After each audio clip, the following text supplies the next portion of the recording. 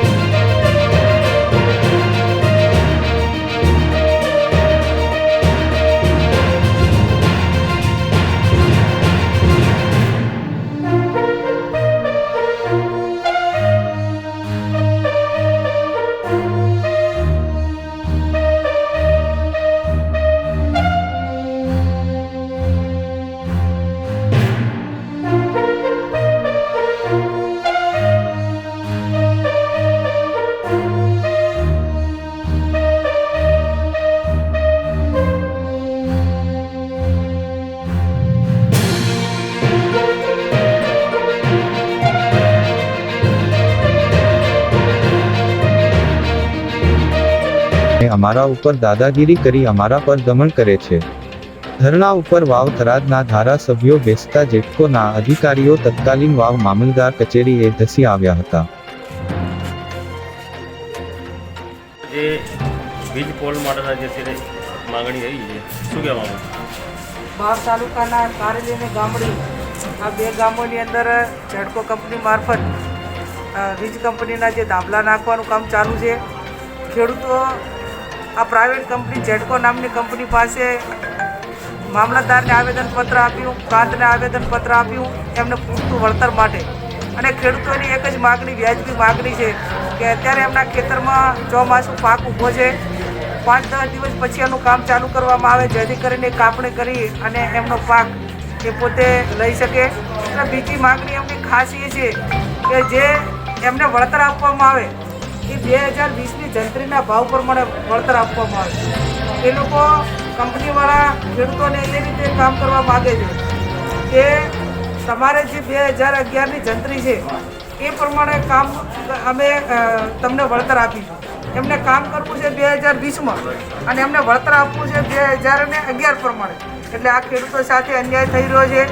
બીજું કોઈ પણ ડિપાર્ટમેન્ટ હોય, નર્મદા વિભાગ હોય, માર્ગ અને મકાન વિભાગ હોય, હમણાં અહીંયા 6 લાઇન રોડ નીકળ્યો તો એનું વળતર સરકારે જે ખેડૂતોને જે પ્રમાણે પોસાય એ પ્રમાણે એમને વળતર આપ્યું। એટલે આ માત્ર અને કંપનીવાળાને અમે બોલાવીને વાત કરી તો કંપનીવાળાએ પોલીસમાં પૈસા ભરીને એમને જે કંઈ પોલીસ પ્રોટેક્શન સાથે રહી અને ખેડૂતો પર દમનગીરી કરી કોઈ ખેડૂતની વાત સાંભળ્યા સિવાય એક તરફી પોલીસની દાદાગીરી સામે રહીને પણ એમને કામ કરાવી દેવું છે અને ખેડૂતોને વળતર આપવું નથી। એટલે અમારી સાથે આ ખેડૂતોને ન્યાય અપાવવા માટે કરીને થરાદના ધારાસભ્ય, સ્થાનિક ધારાસભ્ય તરીકે અમારા કોંગ્રેસના આગેવાન કેપી ગઢવી સાહેબ, સોઈગામ તાલુકા કોંગ્રેસ સમિતિના પ્રમુખ દુધોજી અને જે ગામોમાં ખેડૂતોને અન્યાય થયો છે તમામ ખેડૂતો, જ્યાં સુધી આ ખેડૂતોની માગ, જે વ્યાજબી માગણી સરકાર ન સ્વીકારે, જેટકો કંપની ન સ્વીકારે ત્યાં સુધી અમે ઉપવાસમાં બેસી અને ખેડૂતોને ન્યાય અપાવવા માટેનો પ્રયત્ન કરીશું। આ એક કેવી દાદાગીરીવાળી સરકાર, એક બાજુ કેન્દ્ર સરકારની અંદર અને રાજ્ય સરકાર ખેડૂત વિરોધી કાયદા પસાર કરે છે, ખેડૂતોની જમીનો બીજા ઉદ્યોગપતિઓને આપી દેવા માટેના કાયદા બનાવે છે, અને એક બાજુ બનાસકાંઠાના સાંસદ હોય કે બીજા ભાજપના આગેવાનો ખેડૂતોને ખાટલા બેઠક યોજી અને ખેડૂતોને આ સરકાર ખેડૂતો માટેની છે, ખેડૂતોના હિતવાળી સરકાર છે એવા લોકોની અંદર મેસેજ મોકલે છે। ત્યારે આ અહીંયા ખેડૂતો ઉપવાસ માટે બેઠા છે એ ખેડૂતોને ન્યાય અપાવવાની જવાબદારી એ સરકારની છે। અમે એમના માટે કરીને લડીશું અને જ્યાં સુધી ન્યાય નહીં મળે ત્યાં સુધી અમે આ ખેડૂતો માટે કરીને જે કાંઈ પગલાં ભરવા પડે એ ભરવા માટે તૈયાર છીએ। ખેડૂતોના માગણી માટે અત્યારે બેઠા છો।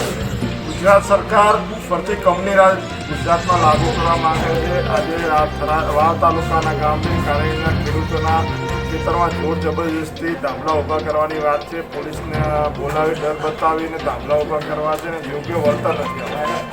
અહીંયા બીજી કંપની પણ એક કામ કરી રહી છે, એક ધાબળે 2 લાખ, 5 લાખ, 10 લાખ સુધી રૂપિયા રોકવે છે।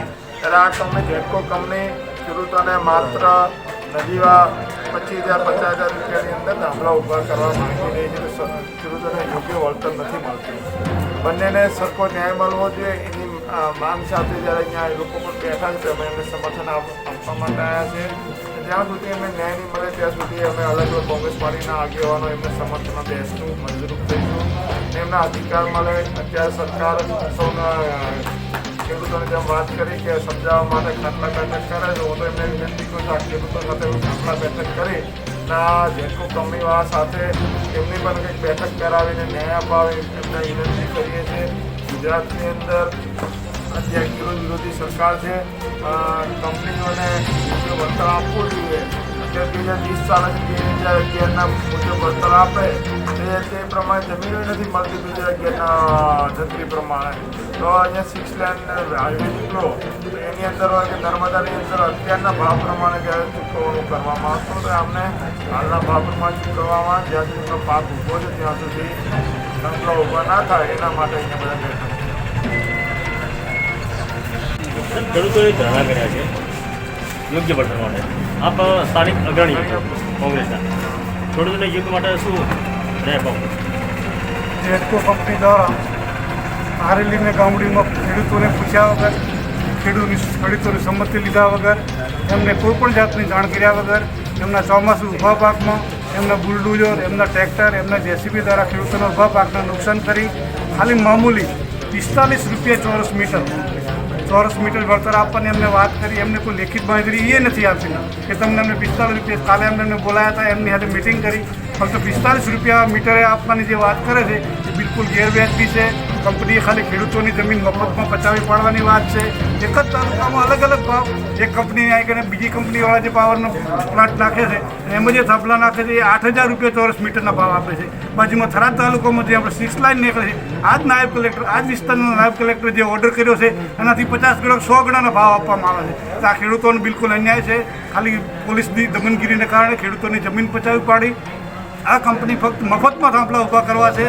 ખેડૂતોને રૂપિયો આપવો નથી, ખેડૂતોના પાકના નુકસાનનો વળતર કોઈ આપવું નથી અને જેના કારણે ખેડૂતોને અન્યાય થયો છે. અને ખેડૂતો એની માગણી લઈને જ્યારે મામદાર ઓફિસમાં આવ્યા ત્યારે અમારે કોંગ્રેસના આગેવાન તરીકે અમારા ધારાસભ્ય ગેનીબેન ગુલાબસિંહ, કોંગ્રેસના બધા આગેવાનો મળી અમે ખેડૂતોની સાથે ખેડૂતોને પૂરેપૂરું વળતર મળવું જોઈએ. અમારો કહેવાનો એક જ વખત 2020ની જંત્રી જે વાવ તાલુકાના સૌપુરામાં જે ભાવ જંત્રી મળતી હોય, એક જ તાલુકો છે વાવ, એમાં જંત્રી જે ભાવ આપે એ પ્રમાણે અમને ભાવ આપે. એના ખેડૂતોને જે પાકને નુકસાન થયું છે એનું પણ વળતર આપવું જોઈએ. જો શિયાળામાં એને કામ ચાલુ રાખવાનું શિયાળુના પાકને પણ વળતર આપવું જોઈએ. જેથી આ લોકો ઉપવાસ ઉપર બેઠા છે. એના ઉપવાસને અમારું કોંગ્રેસ પાર્ટીનું પૂરેપૂરું સમર્થન છે.